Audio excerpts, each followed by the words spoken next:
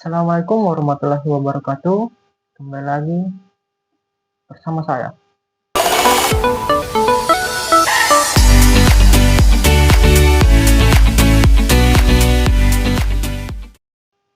Halo teman-teman, balik lagi di video kali ini. Nah, di video ini saya akan membahas salah satu topik penting dalam sistem informasi akuntansi, yaitu tentang pemrosesan transaksi dan juga sistem Enterprise Resource Planning atau yang biasa kita kenal dengan ERP, ya. Mungkin selama ini kita sering dengar istilah transaksi atau ERP, tapi belum terlalu paham sebenarnya bagaimana prosesnya terjadi di dalam suatu sistem dan bagaimana peran ERP dalam mengolah data serta aktivitas perusahaan secara keseluruhan. Nah, di video ini saya akan mencoba menjelaskan secara sederhana dan mudah dipahami, mulai dari bagaimana transaksi diproses dalam sistem informasi akuntansi, sampai bagaimana ERP membantu mengintegrasikan berbagai sistem dalam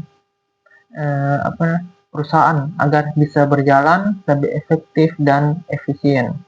Jadi buat teman-teman yang ingin memahami bagaimana alur data dan sistem bekerja di dalam dunia akuntansi, video ini cocok banget untuk disimak sampai selesai. Langsung saja kita masuk ke dalam pembahasan pertama. Baik teman-teman, di sini saya akan tampilkan PPT ya. Nah, pada kali ini tinjauan pemrosesan transaksi dan sistem Enterprise Resource Planning. Nah, kita akan masuk ke dalam konsep dasar pemrosesan transaksi dalam sistem informasi akuntansi. Di sini ada 4 poin. Yang pertama mengenai pengertian pemrosesan transaksi. Dimana kalau kita bahas pemrosesan transaksi ini, itu sebenarnya ini adalah suatu proses ya, bagaimana data-data keuangan yang awalnya masih mentah itu diolah jadi informasi yang lebih berguna. Nah, misalnya waktu terjadi penjualan. Nah, awalnya itu cuma data biasa seperti nama barang, jumlahnya, dan harganya. Tapi setelah diproses dalam sistem, data itu berubah jadi catatan akuntansi, bahkan bisa sampai masuk ke laporan keuangan. Nah, jadi bisa dibilang itu pemrosesan transaksi ini adalah jembatan antara aktivitas bisnis sehari-hari dengan informasi akuntansi yang nantinya dipakai untuk analisis. Berikut tujuan pemrosesan transaksi. Nah, di tujuan ini kenapa itu pemrosesan transaksi itu begitu penting? Karena tujuan utamanya adalah supaya semua data keuangan itu ya yang masuk itu bisa dicatat dengan rapi, akurat, dan tidak berantakan. Selain itu, hasil dari proses ini juga nantinya dipakai oleh manajemen untuk mengambil sebuah keputusan. Selain itu, kalau datanya salah atau tidak lengkap, ya misalnya otomatis keputusan yang diambil itu juga bisa keliru atau salah.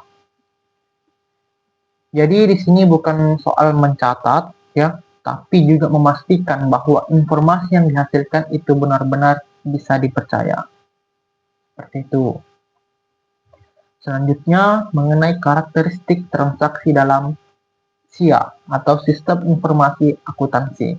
Nah, karakteristiknya itu kalau kita lihat transaksi dalam Sistem Informasi Akuntansi biasanya punya beberapa ciri khas.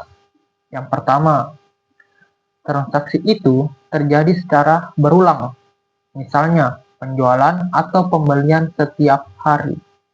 Kemudian, setiap transaksi pasti punya bukti seperti nota atau faktur. Jadi tidak asal dicatat. Selain itu, transaksi juga harus bisa diukur dengan uang, ya, karena nanti akan berpengaruh ke laporan keuangan. Dan yang paling penting, setiap transaksi itu ya pasti punya dampak terhadap kondisi keuangan perusahaan. Terakhir, komponen utama dalam pemrosesan transaksi. Nah, dalam pemrosesan transaksi ini ada beberapa komponen yang saling berkaitan seperti itu. Pertama itu input, yaitu data yang masuk, misalnya data penjualan atau pembelian.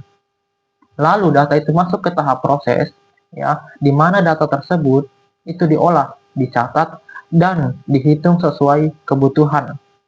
Setelah itu akan menghasilkan output, seperti jurnal atau laporan keuangan. Terakhir, semua data tersebut akan disimpan dalam storage, atau penyimpanan, supaya bisa digunakan lagi di masa yang akan datang atau di masa depan, seperti itu. Nah, kalau disederhanakan, alurnya itu seperti data masuk, terus diproses, habis itu menghasilkan informasi, dan kemudian disimpan. Nah, kurang lebih seperti itu. Lanjut, kita masuk ke dalam siklus pemrosesan transaksi dan komponen utamanya. Saya juga akan menampilkan, ada PPT saya tampilkan. Di sini ada 4 poin juga. Yang pertama yaitu mengenai pengertian siklus pemrosesan transaksi. Nah, kalau sebelumnya kita bahas konsep dasarnya. Nah, sekarang kita masuk ke siklusnya. Jadi, siklus pemrosesan transaksi itu adalah rangkaian atau langkah-langkah yang dilalui sejak suatu transaksi terjadi sampai akhirnya menjadi informasi akuntansi. Artinya, setiap transaksi itu nggak langsung jadi laporan, tapi harus melewati beberapa tahap dulu secara sistematis. Siklus ini penting supaya prosesnya terstruktur dan tidak ada data yang terlewat. Seperti itu. Lanjut, tahapan dalam siklus pemrosesan transaksi. Nah, dalam praktiknya, ada beberapa tahapan yang biasanya dilalui. Pertama, pencatatan transaksi, di mana yaitu saat transaksi mulai dicatat berdasarkan bukti yang ada, lalu masuk ke tahap pengolahan data, di mana data tersebut diinput ke sistem dan diproses. Setelah itu ada tahap penyimpanan data, supaya data tidak hilang dan bisa digunakan kembali. Ada penyajian informasi, di mana yaitu ketika data yang sudah diolah tapi disajikan dalam bentuk laporan keuangan atau laporan lainnya. Jadi alurnya itu dari kejadian transaksi sampai akhirnya jadi informasi yang siap dipakai. Selanjutnya dokumen dan bukti transaksi, di mana dalam setiap transaksi dokumen itu punya peran penting banget. Karena dokumen seperti nota, faktur, atau kwitansi itu jadi bukti bahwa transaksi benar-benar terjadi. Seperti itu. Tanpa adanya bukti ini, transaksi bisa diragukan kebenarannya. Maka, dalam sistem informasi akuntansi, setiap pencatatan itu harus selalu didukung oleh dokumen yang jelas. Selain itu, dokumen juga membantu dalam proses pengecekan atau audit nantinya. Terakhir, peran sistem dalam setiap tahapan. Nah, di sini peran sistem informasi akuntansi mulai terlihat jelas, di mana sistem membantu mempercepat proses pencatatan, pengolahan, sampai penyajian data. Kalau dulu itu semua dilakukan manual, Sekarang dengan adanya sistem, prosesnya jadi lebih cepat, lebih akurat lah, dan resiko kesalahannya itu bisa minim atau bisa dikurangi. Selain itu, sistem juga membantu mengontrol data supaya tidak mudah dimanipulasi dan tetap aman. Baik teman-teman, selanjutnya kita masuk ke dalam peran sistem Enterprise Resource Planning atau ERP dalam integrasi data akuntansi. Nah, di sini saya akan menjelaskan beberapa Dimulai dari pengertian, tujuannya apa, integrasinya antar departemen, dan dampak ERP terhadap CII, ya, atau CIA. Yang pertama, mengenai pengertian Enterprise Resource Planning, atau biasa disingkat ERP. Nah, kalau kita masuk ke ERP ini sebenarnya adalah sistem yang mengintegrasikan berbagai aktivitas dalam perusahaan ke dalam satu sistem yang saling terhubung.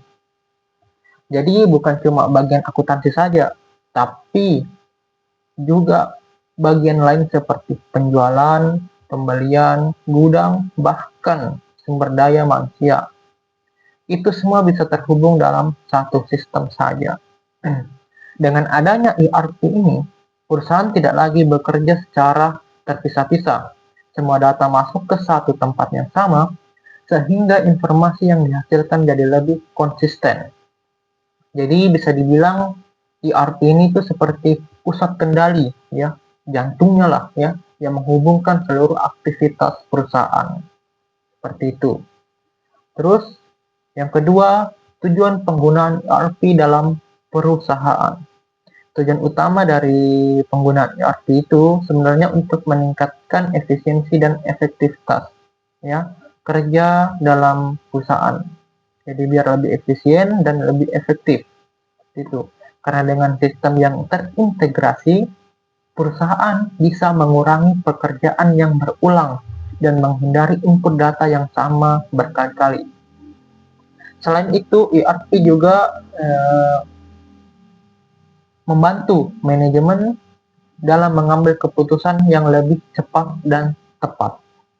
Karena data yang tersedia itu data real time dan lebih akurat. Jadi perusahaan tidak perlu lagi menunggu lama untuk mendapatkan informasi karena semuanya itu bisa diakses langsung dari sistemnya. Terus yang ketiga, integrasi data antar departemen. Jadi salah satu keunggulan utama ERP itu ada pada kemampuannya dalam mengintegrasikan data antar departemen. Misalnya, ketika bagian penjualan mencatat transaksi, data tersebut otomatis bisa langsung dilihat oleh bagian akuntansi tanpa perlu dicatat ulang. Nah, begitu juga dengan bagian gudang. Mereka bisa langsung mengetahui barang apa saja yang keluar atau masuk berdasarkan transaksi yang terjadi. Jadi semua bagian itu saling terhubung dan bekerja dengan data yang sama. Hal ini tentu mengurangi kesalahan dan juga mempercepat alur kerja dalam suatu perusahaan. Seperti itu.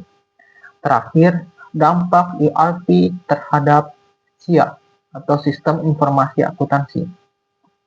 Kalau dilihat dari sisi akuntansi itu, ERP punya dampak yang cukup besar, ya. Dengan adanya ERP ini, proses pencatatan transaksi yang jadi lebih otomatis, ya, dan minim kesalahan karena sistemnya yang mengelola sebagian besar prosesnya.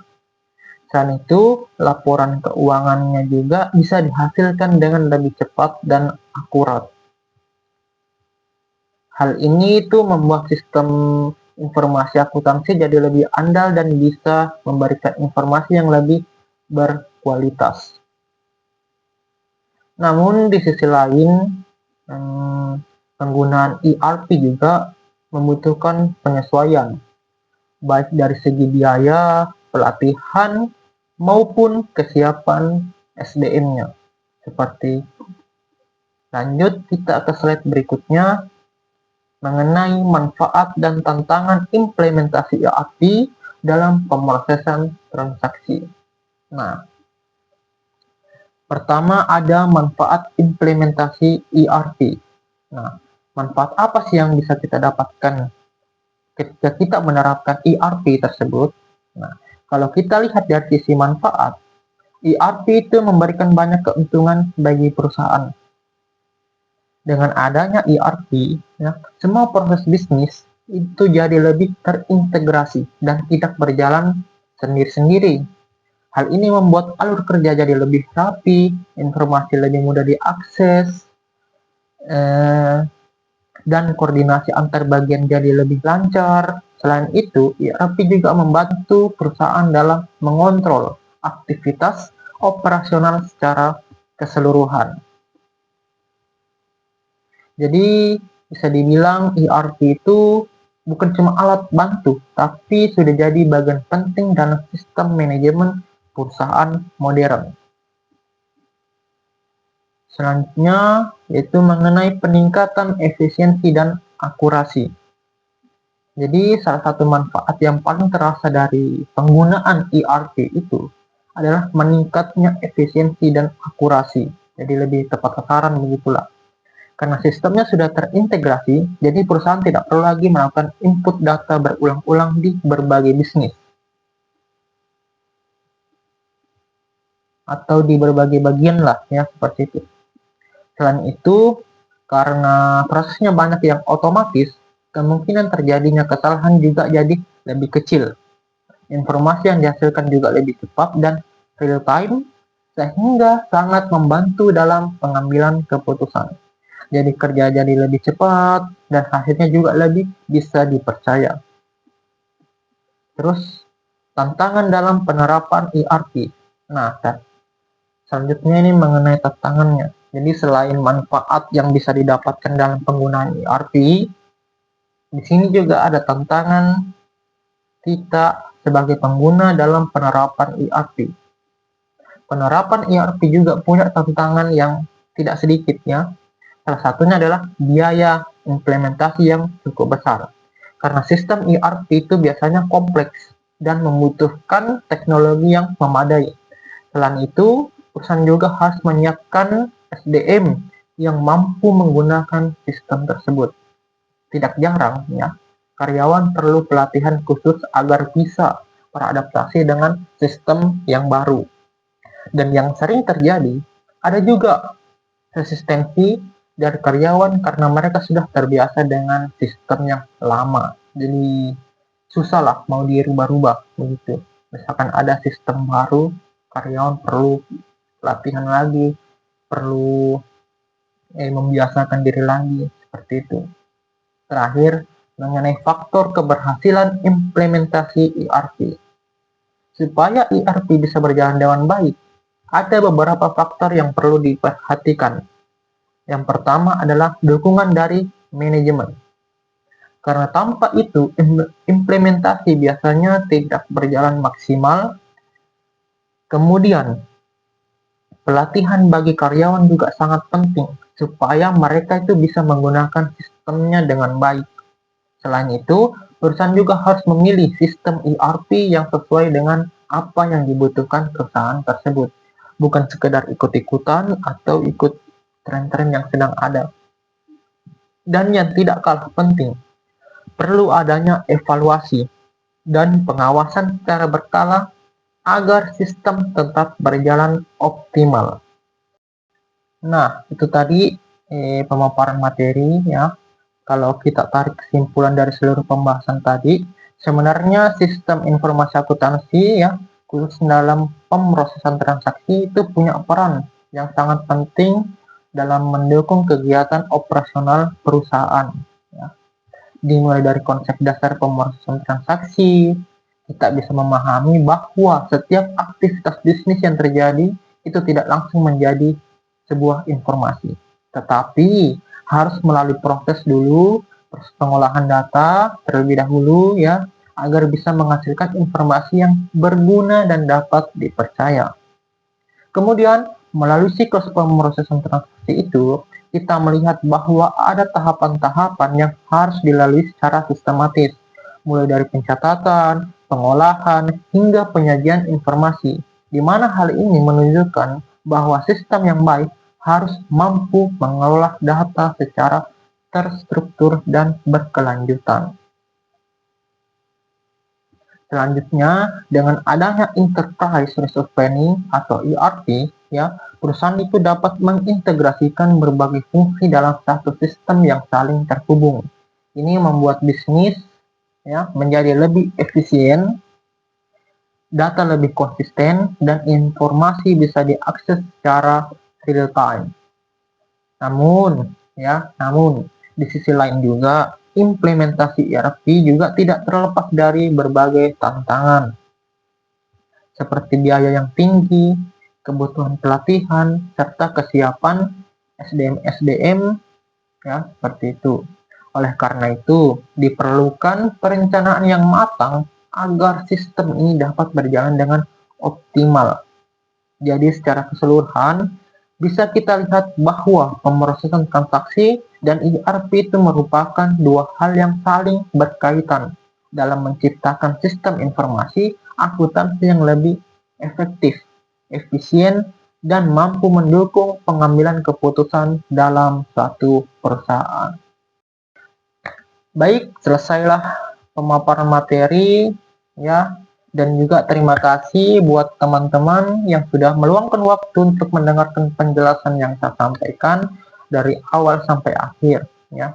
Saya sadar ya bahwa kalau dalam penyampaian ini masih ada kekurangan baik dari isi materi maupun cara penyampaian saya ya. Saya sangat terbuka. Misal kalau ada kritik atau saran yang bisa membantu saya menjadi lebih baik ke depannya, kalian komen saja di kolom komentar ya.